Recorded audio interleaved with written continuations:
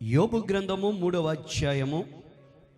యోబు గ్రంథము పరిశుద్ధ లేఖన వాక్య భాగము నుంచి యోబు గ్రంథము 3వ అధ్యాయము. యోబు గ్రంథము 3వ అధ్యాయము. ఇందులో నుంచి మనము చాలా పాఠాలు మనం నేర్చుకున్నాం. ఆదివారాల్లో యొక్క ఉపవాస ప్రార్థనలో, ఈ బుధవారం ఉపవాస ప్రార్థనలో యోబు గ్రంథములో నుంచి కొన్ని పాఠాలు మనం నేర్చుకుంటున్నాం, మన జీవితానికి సంబంధించినవి. యోబు గ్రంథము 3వ అధ్యాయము. ఒక్కసారి 23వ వచ్చిన భాగముని చదువుతారు. చాలా జాగ్రత్తగా దేవుని యొక్క వాక్యాన్ని ఆలకించండి. యోబు గ్రంథము 3వ అధ్యాయము 23వ వచనం ఏమనుంది? మరుగున పడిన మార్గము గలవానికి దేవుడు చుట్టు కంచె వేసిన వానికి, దేవుడు చుట్టే కంచె వేసిన వానికి వెలుగు ఇయ్యబడనేలా. ఓకే, మళ్ళీ చదువుతారు చూడండి. ఎస్, మరుగున పడిన మార్గముల గలవానికి దేవుడు చుట్టు కంచె వేసిన వానికి, దేవుడు చుట్టూ కంచె వేసిన వానికి వెలుగు ఇయ్యబడనేలా. ఓకే, మూడోసారి నాతో కలిసి అందరి మాట చెప్తారా? మరుగుపడిన మార్గము గలవానికి దేవుడు చుట్టూ కంచె వేసిన వానికి వెలుగు ఇయ్యబడనేలా. యోబు గారు ఎన్నో ప్రశ్నలు వేశారు. యోబు గారి స్నేహితులు ఎన్నో ప్రశ్నలు వేశారు. ఇప్పుడు యోబు గారు 7 రోజులు తన స్నేహితులు ఏంటంటే యోబు గారి దగ్గరే ఉండిపోయి కనీసం మాట్లాడకుండా 7 రోజులు ఆయన దగ్గరే మేమున్నాము అని చెప్పడానికి అన్ని పనులు వదిలేసుకుని యోబు గారి స్నేహితులు ఏం చేశారు? యోబు గారి దగ్గర 7 రోజులు కూర్చున్నారు. ఆ 7 రోజుల తర్వాత యోబు గారు ఏం చేశారు? తన పెదవులను తెరిచి 3వ అధ్యాయంలో అంటున్నాడు, నేను నా పురిట్లోనే చచ్చిపోయి ఉంటే ఎంత బాగున్నో, నా తల్లి నన్ను గర్భము ధరించకపోతే ఎంత బాగున్నో, ఇలా అనేక మాటలని యోబు గారు ఏమంటున్నారు తెలుసా? మరుగున పడిన మార్గము గల వానికి దేవుడు చుట్టూ కంచె వేసిన వానికి వెలుగు ఇయ్యబడనేలా. అలా ఒకసారి అలా చూడండి, ఏమంటున్నాడు? మరుగున పడిపోయిన నాకును. రెండవది ఏమిటి అమ్మా? ఇంకెంతసేపు బైబిల్ చూస్తారు? ఇలా చూడండి అందరూ. ఇప్పుడు యోబు గారు వేస్తున్న ప్రశ్న ఏంటి? మరుగున పడిపోయిన నాకు. రెండవది, దేవుడు చుట్టూ కంచె వేసేసిన నాకు వెలుగు కలగనేలా. నాకు ఎలా వెలుగు కలుగుతుంది? నాకు ఎలా దీవెన కలుగుతుంది? నాకు ఎలా ఆరోగ్యం కలుగుతుంది? నాకు ఎలా నెమ్మది కలుగుతుంది? నాకు ఎలా ఐశ్వర్యము కలుగుతుంది అని యోబు గారు అంటున్నారు. అర్థమయ్యే మన వాడుక భాషలో చెప్పుకుందాం. ఇప్పుడు యోబు గారు ఏం కోల్పోయారు? గట్టిగా చెప్పండి. యోబు గ్రంథము 1వ అధ్యాయంలో 2వ అధ్యాయంలో యోబు గారు ఏం కోల్పోయారు? తన ఆస్తిని కోల్పోయాడు. 2, తన గొర్రెల మందలను కోల్పోయాడు. 3, తన కుటుంబాన్ని కోల్పోయాడు. 4, తనకు కలిగిన ఆరోగ్యాన్ని కోల్పోయాడు. 5, తనకు కలిగిన సమస్త ఖ్యాతి పేరు అంతా ఏం చేశాడు? కోల్పోయాడు. ఇవన్నీ కోల్పోయాక యోబు గారు ఏమంటున్నారు తెలుసా? యోబు గారి దగ్గరికి ఎవరు వచ్చారు? 3 స్నేహితులు వచ్చారు. ఎన్ని రోజులు యోబు గారి దగ్గర కూర్చున్నారా 3 స్నేహితులు మౌనముగా? గట్టిగా 7 రోజులు కూర్చున్నారు. ఈ 7 రోజులు అలా యోబు గారి దగ్గర కూర్చున్నప్పటికీ వారిలో ఏదో ఆశ కనబడింది. అయ్యో అంటే ఇప్పుడు యోబు గారు కనిపించుంటుంది, ఒకరోజు కాకపోతే ఒకరోజు యోబు బాగుంటాడు, 2వ రోజు కాకపోతే 3వ రోజు యోబు బాగుంటాడు, 3వ రోజు కాకపోతే 4వ రోజు యోబు బాగుంటాడని చెప్పి అలాగే కనిపెట్టుకుంటా ఉంటున్నాడు. ఇప్పుడు ఆ 3 స్నేహితులను యోబు గారు చూసి ఏమంటున్నారు తెలుసా? మరుగున పడిపోయిన వాడికి దేవుడు చుట్టూ కంచె వేసేసిన వాడికి వీళ్ళకి ఎలా కలుగుతుంది స్నేహితులారా? ఎలీఫాజు, బిల్దాదు మీ తగ్గిన స్నేహితుడు నాకు వెలుగు ఎలా కలుగుతుంది అనుకుంటున్నారు? నా బ్రతుకు ఎలా బాగుంటుంది అనుకుంటున్నారు? నా చీకటి ఎలా పోతుంది అనుకుంటున్నారు? దేవుడు నా చుట్టూ ఏమేసేసాడు? హెడ్ చేశాడు, కంచె. నేను మరుగున పడిపోయాను, దేవుడు నన్ను చుట్టూ బంధించేశాడు, దేవుడు నా చుట్టూ కంచె వేసేసాడు అంటున్నాడు. ఇప్పుడు వినండి, కంచె అన్న మాట అక్కడ సంతోషంగా యోబు గారు అనట్లేదు. ఆదిమ హెబ్రూ లింగ్విస్ట్లోకి మనం వెళ్ళగలిగితే ఇదే మాట ఆదిమ హెబ్రూ భాషలో మనం చూడగలిగితే బాధతో అంటున్నాడు. నేను ఎవరిని? మళ్ళీ చదువుతారు చూడండి. మరుగున పడిన మార్గముల గలవాణ్ణి. నేను ఎవరిని? మరుగుడు పడిపోయినాన్ని. నా బ్రతుకు ఇంకేమీ లేదు, అన్నీ మరుగుని పడిపోయాయి. నా ఆస్తి, నా ఆరోగ్యము, నా కుటుంబం అన్నీ మరుగుని పడిపోయినాయి. మరుగుని పడిపోయిన వానికి అనబడిన నాకును దేవుడు చుట్టూ కంచె వేసిన వానికి వెలుగు ఇయ్యబడనేలా. వెలుగు ఎలాగిస్తాడు? దేవుడు ఆల్రెడీ నా చుట్టూ కంచేసేసాడు, ఆల్రెడీ దేవుడు నన్ను మరుగుని పెట్టేశాడు, దేవుడు నా చుట్టూ ఒక హెడ్జ్ చేసేసాడు, నాకు ఇంకా వెలుగు కలగనేలా, నాకు ఎలా వెలుగు కలుగుతుంది, నాకు ఎలా దీవెన కలుగుతుంది అని యోబు అంటున్నాడు. ఇలా చూడండి, చాలాసార్లు మనం యోబు గారిని ఒక నీతిమత్వంలోనే మనం చూస్తాం. చాలాసార్లు యోబు గారిని సహనంలోను ఓర్పులోను ఒక క్యాడర్లో చూస్తాం. కానీ యోబు గారు కూడా రక్తమాంసములు కలిగిన ఎవరు? మానవుడు. ఇప్పుడు యోబు గారు అన్నీ కోల్పోయినప్పుడు, యోబు గారికి అన్ని ప్రతికూలంగా జరుగుతున్నప్పుడు యోబు గారు ఏమనుకున్నారు తెలుసా? నా చుట్టూ దేవుడు ఏమేసేసాడు? కంచేసేసాడు. కంచేసేసి ఇంకా నన్ను మరుగు చేసేసాడు. ఇప్పుడు ఒక మాట అండి, ఇప్పుడు మందిరం అనబడిన కంచులో మనం ఉన్నాం. ఇప్పుడు మనం మరుగ్గా ఉన్నామా, ఓపెన్గా ఉన్నామా? ఏదైనా రావాలంటే డైరెక్ట్గా వస్తుందా లోపలికి? నేను వెళ్ళిపోదామన్నా డైరెక్ట్ వెళ్ళిపోగలను. ఇప్పుడు ఆ యొక్క గేట్ దగ్గర లాక్ వేస్తారు అనుకోండి, ఇప్పుడు నేను వెళ్ళిపోగలను డైరెక్ట్ బయటికి. ఎందుకు? కంచె ఉంది. ఇప్పుడు యోబు గారు కూడా ఏమన్నారు తెలుసా? దేవుడు నా చుట్టూ కంచేసి నన్ను మరుగుని తీసుకొచ్చేసాడు, నన్ను మరుగుని పడేశాడు. ఇలాంటి నాకు వెలుగు కలగనేలా. ఈరోజు చాలామంది పరిస్థితులు కూడా ఏంటో తెలుసా? దేవుడు నన్ను మరుగున పడేశాడు, దేవుడు నా చుట్టూ ఒక బౌండరీ వేసేసాడు. ఇంక నేను ఆశీర్వాదంలోకి వెళ్ళకుండగా, నేను మంచి ఉద్యోగంలోకి వెళ్ళకుండగా, నేను మంచి ఆశయాల్లోకి వెళ్ళకుండగా, నేను అనుకున్నది నెరవేరకుండగా దేవుడు నా చుట్టూ ఏమేసేసాడు? కంచె హెచ్చేసాడు. నేను మరుగున ఉన్నాను, ఇంకా నాకు వెలుగు కలగదు. దేవుడే కంచి వేశాడు, దేవుడే చెయ్యట్లేదు, దేవుడే నాకు ఏదో ఆటంకపరుస్తున్నాడు అంట. కానీ యోబు గారికి తెలియని మాట ఏంటో తెలుసా? ఈ కంచె అన్న మాట, చుట్టూ కంచె అన్న మాట ఒక దగ్గర ముందు మనకు వినబడింది. ఎక్కడ? యోబు గారు తనకు కలిగిన పరిస్థితులన్నీ చూసుకొని, యోబు గారు తన కోల్పోయినవన్నీ చూసుకొని, యోబు గారు తన సంతానాన్ని కోల్పోయిన దాన్ని చూసుకొని, యోబు గారు తన ఆస్తిని ఆరోగ్యాన్ని కోల్పోయిన దాన్ని చూసుకొని, యోబు గారు ఏమంటున్నారు అంటే చుట్టూ దేవుడు ఏమేసేసాడు? కంచె. ఇప్పుడు నేను ఎందులో ఉన్నాను? మరుగున చీకట్లో ఉన్నాను. దేవుడు నా చుట్టూ కంచేసేసాడు, నన్ను చీకట్లోకి తీసుకెళ్ళిపోయాడు అని అంటున్నాడు. కానీ ఈ కంచె అనబడిన దానికి ఇంకొక అసలైన ఆత్మీయ అర్థం ఉంది. ఎక్కడొకసారి చూద్దాం. యోబు గ్రంథము 1వ అధ్యాయము. Let's turn our Bibles to Job chapter 1. Yobu గ్రంథము 1వ అధ్యాయము ఒక్కసారి మనము చదువుకుందామా?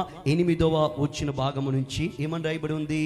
అందుకు యెహోవా నీవు నా సేవకుడు అయిన యోబు సంగతిలో ఆలోచించితివా? నీవు నా సేవకుడైన యోబు సంగతిని ఆలోచించితివా? అతడు యథార్థవర్తనుడును, అతడు యథార్థవర్తనుడును, న్యాయవంతుడనై దేవుని యందు భయభక్తులు కలిగి చెడుతనమును విసర్జించిన వాడు భూమి మీద అతని అతని వంటి వాడెవడును అని అడుగుగా, లేడని అడుగగా, అపవాది యోబు ఊరకయే దేవుని యందు భయభక్తులు కలవాడాయన. ఈ మాట వినండి. యోబు ఊరకయే దేవుని యందు భయభక్తులు గలవాడాయన. నీవు అతనికి అతని ఇంటి వారికి అతనికి కలిగిన సమస్తమునకును చుట్టూ కంచె వేసేటివి గనుక నీవు అతని చేతి పనిని దీవించుట చేత అతని ఆస్తి దేశములు బహుగా విస్తరించి ఉన్నది. అయినను నీవు ఇప్పుడు నీ చెయ్యి చాపి అతనికి కలిగిన సమస్తమును మొత్తిని ఎడల అతడు నీ ముఖము ఎదుటనే దూషించి నిన్ను విడిచిపోవునని యెహోవాతో అనగా, యెహోవా ఇదిగో అతనికి కలిగిన సమస్తమును నీ వశము ఉన్నది, అతనికి మాత్రం ఏ హానియో చేయకూడదని అపవాదికి సెలవీయగా వాడు యెహోవా సన్నిధి నుండి బయలువెళ్ళింది. ఓకే, జాగ్రత్తగా. యోబు గారు 3వ అధ్యాయం 23వ వచనంలో ఏమంటున్నాడు? మరుగుపడిపోయిన వానికిని, చుట్టూ కంచె వేసిన వానికిని వెలుగు ఎలా కలుగును? హలో, ఏమంటున్నాడండి? ఇలా చూడండి, అందరూ ఏమంటున్నారు? మరుగుని పడిపోయిన వాడిని. ఆ మరుగుని ఎందుకు పడిపోయాను? నా చుట్టూ దేవుడు ఏమేసేసాడు? కంచె వేసేసాడు. నన్ను చీకట్లో, నన్ను ఎటు దేవుడు వెళ్ళనివ్వట్లేదు.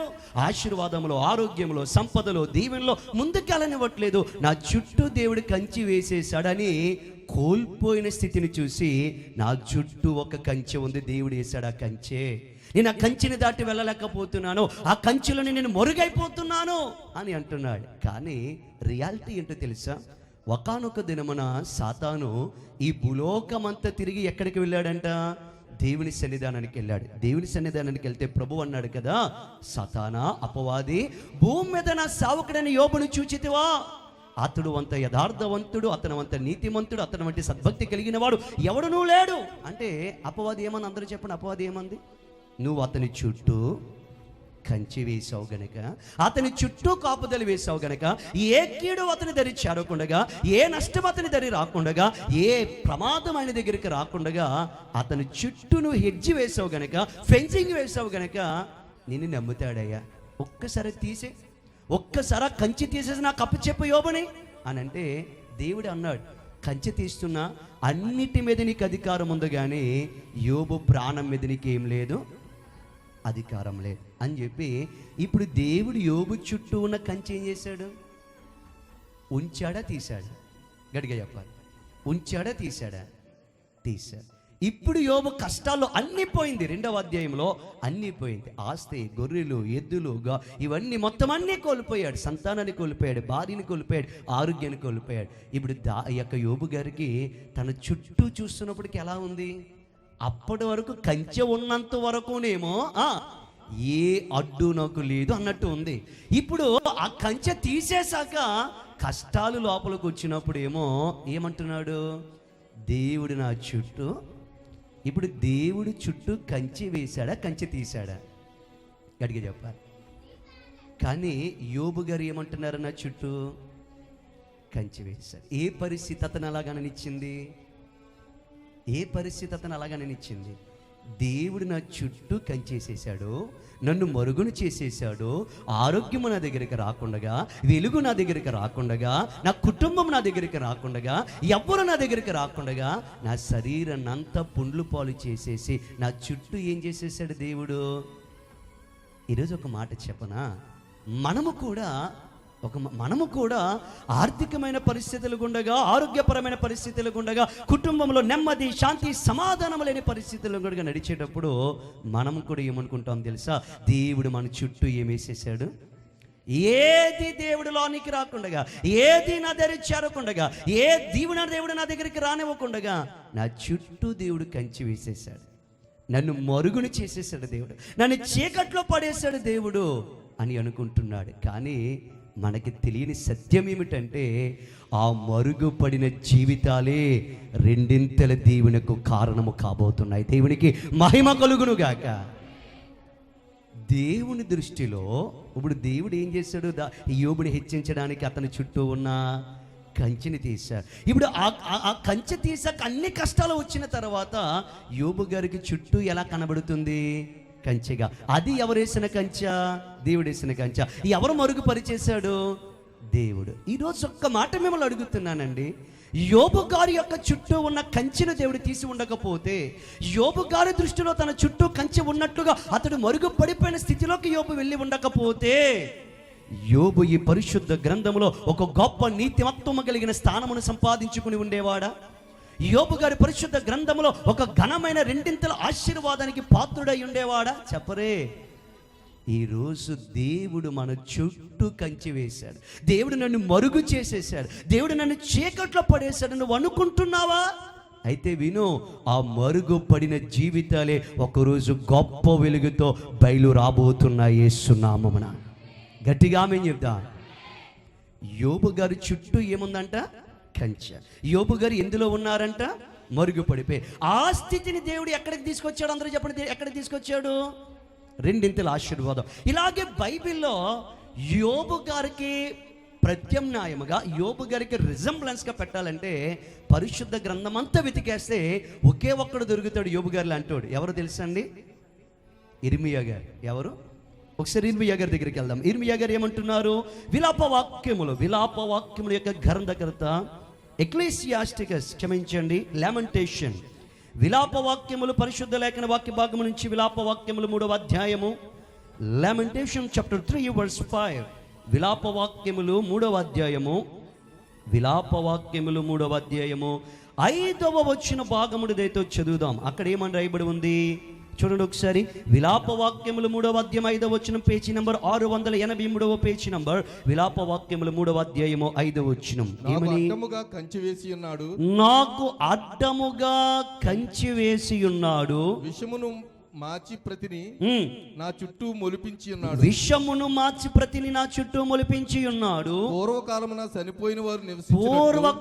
చనిపోయిన వారు నివసించున్నట్లు చీకటి గల స్థలములలో ఆయన చీకటి గల స్థలములలో నన్ను నివసింపచేసి ఉన్నాడు. ఆయన నా చుట్టూ కంచె వేసి ఉన్నాడు.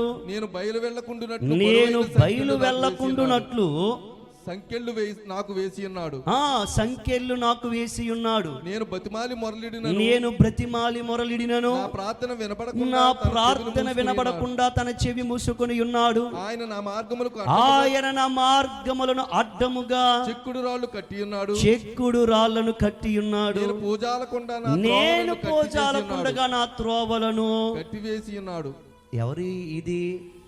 ఇర్మియా గారికి ఉండే డిజిగ్నేషన్ అంటే తెలుసా? ఇర్మియా గారు ఏంటంటే వీపింగ్ ప్రాఫిట్. ఎవరండి? వీపింగ్ ప్రాఫిట్ అనగా ఏంటంటే ఏడ్చే ప్రవక్త. ఏ ప్రవక్త? ఇర్మియా గారికి దేవుడు ఇచ్చిన ఏంటంటే డిజిగ్నేషన్ ఏంటంటే వీపింగ్ ప్రాఫిట్ అనగా ఏడ్చే ప్రవక్త. ఇప్పుడు ఏమంటున్నారు ఇర్మియా గారు? సేమ్ ఏంటంటే దావీదు గారి లాగా నాతో కలిసి మాట చెప్పండి. నాకు అడ్డముగా కంచె వేసి ఉన్నాడు. నా చుట్టూ విష చెట్లను మొలిపించి ఉన్నాడు. ఆయన చీకటి గల స్థలములలో నన్ను నివసింపచేసి ఉన్నాడు. ఆయన నా చుట్టూ కంచె వేసి ఉన్నాడు. నేను బయలు వెళ్లకుండా బరువైన సంఖ్యలు నాకు వేసి ఉన్నాడు. ఇప్పుడు ఏమంటున్నాడు ఇర్మియా గారు? ఏమంటున్నారు? నా చుట్టూ ఆయన ఏం వేసేసాడు? కంచి వేసేసాడు. నా చేతులకి సంఖ్యలు వేసేసాడు. నేను బయటికి వెళ్లకుండా బరువైన సంఖ్యలు వేసేసాడు. ఒకసారి ఇలా చూడండి. మనము కూడా చాలాసార్లు ఇలాగ అనుకుంటాం. ఏమనుకుంటాం? దేవుడు నా చుట్టూ ఏం వేసేసాడు? కంచె. ఏ కంచె? కాపాడే కంచె కాదు, రక్షించే కంచె కాదు, దీవెనకరమైన కంచె కాదు, ఏ శోధన ఏ కీడు మన దరి రాకుండా ఉండే కంచె కాదు. దేవుడు నా చుట్టూ ఏమేసేసాడు?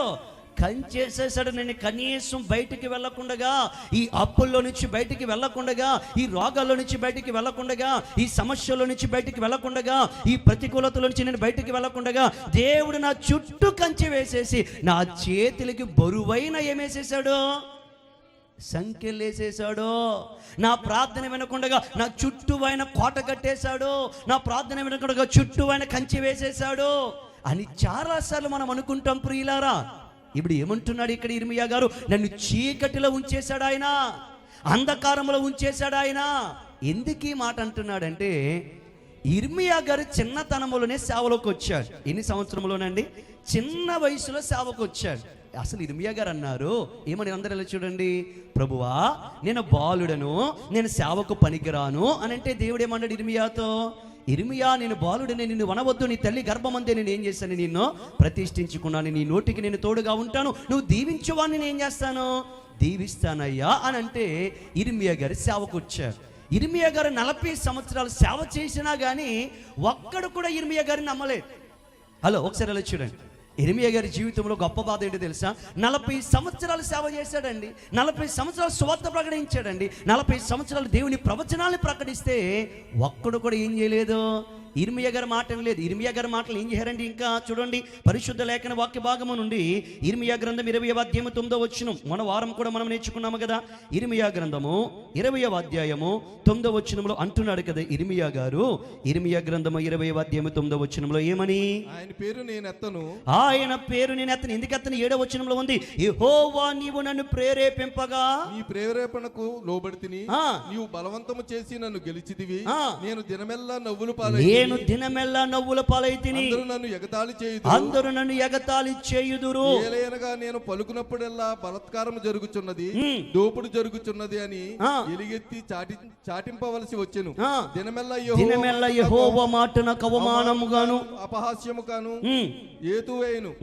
ఆయన పేరు నేను ఎత్తను, ఆయన నామమును బట్టి ప్రకటింపను అని నేను అనుకుంటున్నా. అది నా హృదయములో అగ్నివలే మండుచు, నా ఎముకలలోనే ముయ్యబడుచున్నట్టున్నది. నేను ఓర్చి ఏర్చి విసికి ఉన్నాను, చెప్పక మానలేదు. ఏంటంటే ఇప్పుడు ఇర్మియా గారు అంటున్నారు ఏమని? దేవా, నువ్వు నా చుట్టూ కంచి వేసేసావు ప్రభువా, నా చేతులకి బరువైన సంఖ్యలు వేసి నేను బయటికి రాకుండా నువ్వు చేసేసావు ప్రభువా, నన్ను చీకట్లో పడేసావు ప్రభువా, నన్ను అంధకారంలో పడేసావు ప్రభువా. ఎందుకంటున్నాడంటే దినమెల్లా ఇర్మియా గారి మాటలు అందరూ ఏం చేస్తున్నారంట, హేళన చేస్తున్నారు, గేలి చేస్తున్నారు. పోలే గేలి చేశారు, హేళన చేశారంటే ఈ ప్రవక్తను తీసుకెళ్ళి ఏం చేశారో తెలుసా? 38వ అధ్యాయానికి వెళ్దాం. అదే ఇర్మియా గ్రంథము 38వ అధ్యాయము, ఇర్మియా గ్రంథము 38వ అధ్యాయము, పరిశుద్ధ లేఖన వాక్య భాగము నుండి ఇర్మియా గ్రంథము 38వ అధ్యాయము 6వ వచన భాగమును చదువుదాం. ఏమని రాయబడి ఉంది? వారు ఇర్మియాను పట్టుకొని కారాగృహములోనున్న రాజకుమారుడు మల్కియా గోతులోనికి దింపిరి. అందులోనికి ఇర్మియాను త్రాళ్లతో దింపినప్పుడు, ఎలా దింపారంట? త్రాళ్లతో దింపినప్పుడు ఆ గోతిలో నీళ్లు లేవు, ఆ గోతిలో నీళ్లు లేవు, బురద మాత్రమే ఉండెను, బురద మాత్రమే ఉండెను, ఆ బురదలో ఇర్మియా దిగబడెను. ఇప్పుడు ఎక్కడ తీసుకెళ్లి పెట్టేస్తారంటే ఇర్మియా గారిని తాళ్ళేసి గోతులో దింపేశారంట. ఇప్పుడు ఇర్మియా గారు ఉన్న గోతులో ఏం లేవంట, నీళ్లు లేవంట, చుట్టూ ఏమున్నదంట, అంధకారం ఉన్నదంట, అక్కడ మొత్తం ఏమున్నదంటే బురద ఉందంట. ఇప్పుడు వెళ్దాం ఇందాక చదివిన మాటకి. ఇలా విలాప వాక్యములు 3వ అధ్యాయము 5వ వచనం. ఏమని? విలాప వాక్యములు 3వ అధ్యాయం 5వ వచనంలో నాకు అడ్డముగా కంచి వేసి ఉన్నాడు. 6వ వచనం, పూర్వకాలమున చనిపోయిన వారు నివసించున్నట్లు ఆయన చీకటి గల స్థలములో నన్ను నివసింపజేసి ఉన్నాడు. ఆయన నా చుట్టూ కంచి వేసి ఉన్నాడు. నేను బయలు వెళ్లకుండానట్లు బరువైన సంఖ్యలు నాకు వేసి ఉన్నాడు. వినండి, ఇది ఎక్కడ మాట? హలో, ఇది ఎక్కడ మాట? బైబిల్ అనేది ఒక్క దగ్గర చదివేస్తే మనకు అర్థమయ్యేది కాదండి. ఇర్మియా గ్రంథము 38వ అధ్యాయంలో ఇర్మియా దేవుని సేవ చేస్తూ దేవుని కోసం రోషముగా నిలబడినప్పుడు అంట ఇర్మియా గారి మాటలను దినమెల్లా గేలి చేశారంట, దినమెల్లా పహేళన చేశారంట. ప్రభువా, నేను నోటితో అనలేదు కానీ నా హృదయం మండిపోతుందయ్యా, నీ పేరు ఎత్తొద్దని, నేను ప్రకటించొద్దని చెప్పి నా హృదయం మండిపోతుంది, అయినను ఓర్చి ఏడ్చి నేను చెప్పుతున్నానని ఇర్మియా గారు అన్నారు. పోన్లే, ఇర్మియా గారి మాటలని గేలి చేశారు, హేళన చేశారని అనుకుంటే ఈ ఇర్మియా గారిని తీసుకెళ్లి తాళ్ళతో ఎక్కడికి దింపేశారంట? హలో, ఇలా చూడండి, అందరూ ఎక్కడ దింపేశారు? గోతులోకి దింపేశారు. ఆ గోతులో ఏం లేవు, నీళ్లు లేవు. ఆ గోతులో చుట్టూ ఏముంది, చీకటి ఉంది. ఆ గోతులో ఆయన దేని చేత బంధింపబడి ఉన్నాడు? సంఖ్యల చేత బంధింపబడి ఉన్నాడు. విలాప వాక్యములు అంటే ఏంటి? విలాపం అనగా ఏడుపు. అందుకే దీని ఇంగ్లీష్ బైబిల్లో లామెంటేషన్ అంటారు. లామెంట్ అనగా ఏడవటం. ఏడుస్తురిమి అంటున్నాడు, ప్రభువా నా చుట్టూ నువ్వు కంచి వేసేసావు ప్రభువా, నన్ను అంధకారంలోకి తీసుకెళ్ళిపోయావు ప్రభువా, బరువైన సంఖ్యల చేత నన్ను బంధించి వేసావు ప్రభువా, నా ప్రార్థన వినబడకుండగా నీవు నీ ముఖమును మరుగు చేసి నా చుట్టూ చీకటి కలిమించేసావు ప్రభువా అని ఇర్మియా గారు అంటున్నారు. ఇదే మనం కూడా చాలాసార్లు ఏమంటాం కదా సార్, ప్రభువా నన్ను సంఖ్యలతో బంధించేసావు ప్రభువా, నాకు విడుదలను ఇవ్వట్లేదు ప్రభువా, నాకు సమాధానం ఇవ్వట్లేదు ప్రభువా, నాకు ఫ్రీడమ్ ఇవ్వట్లేదు ప్రభువా. ఎన్నాళ్ళైనా ఈ అప్పులు అనబడిన బరువైన సంఖ్యలతోటి నేను ఉన్నాను, ఈ బరువైన కష్టాలతోటి నేను ఉన్నాను, ఈ బరువైన నిరుద్యోగముతోటి నేను ఉన్నాను. ఎన్ని రోజులైనా సరే అదే మాట, అదే స్థితి, అదే గృహము, అదే ఆశలతో బరువెక్కిపోయిన స్థితిలో నేను ఉన్నాను ప్రభువా అని చాలాసార్లు ప్రభు మన జీవితంలో జరిగించే కార్యాలు మనకి ఎలా కనబడతాయి తెలుసా? అడ్డుగోడగా కనబడతాయి, ఒక చుట్టూ కంచె వేసిన రీతిగా కనబడతాయి. అందరూ వెలుగులో ఉంటారు, అందరూ మంచి ఉద్యోగాలు సంపాదించి మంచి ప్యాకేజ్లోకి వెళ్ళిపోయి మంచి గృహాలు కట్టుకొని మంచి ఇల్లులు కట్టుకొని సంతోషకరమైన జీవితాన్ని జీవిస్తూ ఉంటే మనం మాత్రం బరువైన సంఖ్యలతో బంధింపబడినట్లు మనం అనుకుంటాం, మనము మాత్రం మరుగైపోయిన స్థితిలో ఉన్నట్లు అనుకుంటాం, మనము మాత్రం అంధకారం అనబడిన చీకట్లో ఉన్నాం అనుకుంటాం, దేవుడు మన చుట్టూ కంచె వేశాడు అనుకుంటాం. కానీ అది నువ్వు నేను తెలుసుకోవాల్సిన సత్యం ఏమిటో తెలుసా? ఆ మరుగులో నుంచే గొప్ప వెలుగు బయలు రాబోతుంది. దేవునికి స్తోత్రము కలుగునుగాక. ఇప్పుడు సూర్యుడు రావాలంటే ఎందులోంచి రావాలి? నీ దగ్గర నుంచి రావాలా? మరి మాట్లాడవే. సూర్యుడు రావాలంటే ఎందులో నుంచి రావాలి? చీకటిని చీల్చుకుంటూ రావాలి, అవునా కదా? ఇప్పుడు చీకటి లేకుండా వెలుగు ఉందా? చెప్పండి. వెలుగు లేకుండా చీకటి ఉందా? ఇప్పుడు మనకి వెలుగు కావాలంటే, ఇప్పుడు ఒక మాట అండి, ఈ వెలుగు వచ్చింది మనకి మందిరంలో, ఎంత వెలుగు వచ్చింది, ఈ డయాస్ మీద ఎంత వెలుగు వచ్చింది. కారణం ఏంటి? చీకటిని ఈ వెలుగు ఏం చేసింది? పారద్రోలింది. కానీ ఇర్మియా గారి జీవితంలో జరిగిన గొప్పతనం ఏంటో తెలుసా? ఆయన పడిన మాటలన్నీ, ఆయన పడిన భయంకరమైన భారమైన చైన్స్ అన్ని, ఆ యొక్క సంఖ్యలన్నీ దానియేలు ఇంకా అనేకమైన ప్రవక్తలు వచ్చినప్పుడు ఈ ఇర్మియా గారి యొక్క ప్రవచనాలనే ఎత్తిపట్టి వాక్యమును బోధించారు. దేవునికి మహిమ కలుగును గాక. 40 సంవత్సరాలు ఇర్మియా చీకటిలో ఉన్న, 40 సంవత్సరాలు ఇర్మియా బరువైన ఏంటంటే సంఖ్యలతో ఉన్న ఇర్మియా బోధించిన ప్రతి ప్రవచనము, ఇర్మియా సెలవిచ్చిన ప్రతి ప్రొఫెసీ ఇశ్రాయేలీయుల జీవితంలో నెరవేరేలా దేవుడు చేశాడు. కష్టాలు మన చుట్టూ కంచిలా కనబడతాయి, ఇబ్బందులు మన చుట్టూ దేవుడు మరుగు చేయబడిన స్థితి కనబడతాయి. కానీ దేవుడు మనల్ని మూస్తున్నాడంటే మన ఊహకు కూడా అందని స్థితిలోనికి తీసుకెళ్ళబోతున్నాడు. ఇర్మియా ఆ గోతిలోకి వెళ్ళి ఉండకపోతే, ఇర్మియా ఆ తాళతో దించబడి ఉండకపోతే, ఇర్మియా గారు కనుక ఆ బరువైన సంఖ్యలతో ఉండి ఉండకపోతే, ఇర్మియా గారు చుట్టూ చీకటి కమ్మి ఉండకపోతే, ఇర్మియా అనబడిన గ్రంథం, ఇర్మియా అనబడిన ఏంటంటే భక్తుడు రాసిన ఈ యొక్క గ్రంథములో, ఈ పరిశుద్ధ గ్రంథములో లిఖితమై ఉండేవా? గట్టిగా చెప్పండి. ఇంకొక మాట మీకు అర్థమవడానికి చెప్తున్నానే, మూసుకుపోయాం, మా చుట్టూ చీకటే, మాకు ఏమి వెలుగు లేదు, దేవుడు మాకు ఏమి వెలిగివ్వడు అని మీరు అనుకుంటున్నారు కదా. నోవహు ఒక ఓడను తయారు చేశాడు, అవునా కదా? అవునా కదా? ఈరోజు చాలామంది ఏమనుకుంటున్నారు, నాకు వెలుగు లేదు, చీకటి, దేవుడు నా చుట్టూ కంచి వేశాడు, ఆశీర్వాదము, ఆర్థికము, ఆరోగ్యము, ఏ వెలుగు నాకు లేదు అని అనుకుంటున్నావు కదా. ఇప్పుడు అడుగుతున్నాను ఒక మాట, నోవహు గారి చేత దేవుడు ఏం కట్టమన్నాడు?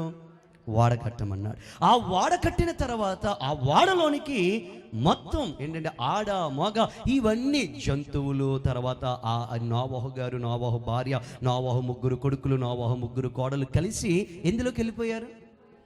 వాడలోకి వెళ్ళిపోయారు. వారు వాడలోకి వెళ్ళగానే దేవుడని యెహోవా వాటి వాడ తలుపుని ఏం చేశాడు చెప్పండి?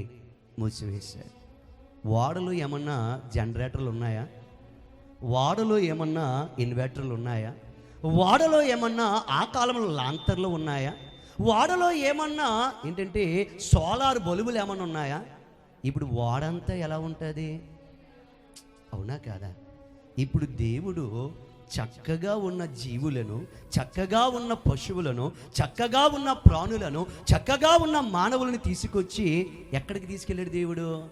చీకటి అనబడిన వాడలోకి తీసుకెళ్ళాడు. ఎన్ని రోజులు ఉన్నారా వాడలో? ఏంటి 40 రాత్రి 40 పగల కొడతాను మిమ్మల్ని, తెలియపోతే ఉండండి అంతే తప్ప లేని చెప్పకండి. ఎన్ని రోజులు ఉన్నారండి ఆ వాడలో? చూడండి ఒకసారి బైబిల్లో.